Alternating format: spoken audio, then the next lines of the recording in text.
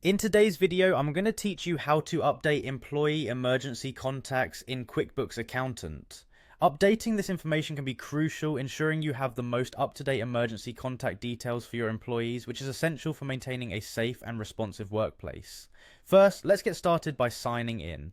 If you're not already signed in, go to the QuickBooks website and click on the Sign In button. This will take you to the login page where you will be given an option to choose QuickBooks Online.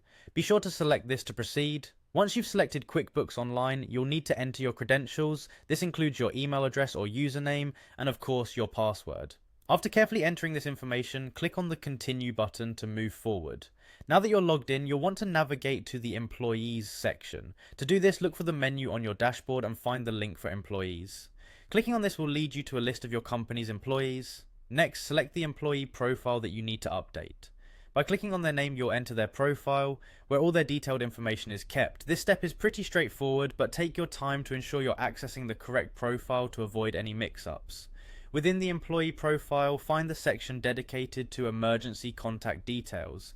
This is typically located alongside other personal and contact information fields. Once you locate it, look closely for the Edit option. Click on Edit to make necessary changes to the emergency contact information. As you begin updating the emergency contact, you'll have fields for the contact name, relationship to the employee, phone number, and possibly an email address. Ensure that you gather the latest and most accurate details before entering them, as you want this information to be reliable in case of an emergency.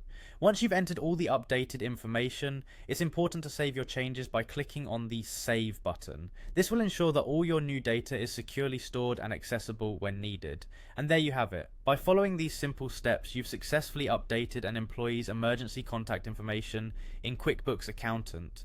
It's always a good practice to regularly review and update this data to help maintain a safe and prepared work environment. Thanks for watching, and remember to like and subscribe for more helpful QuickBooks tutorials.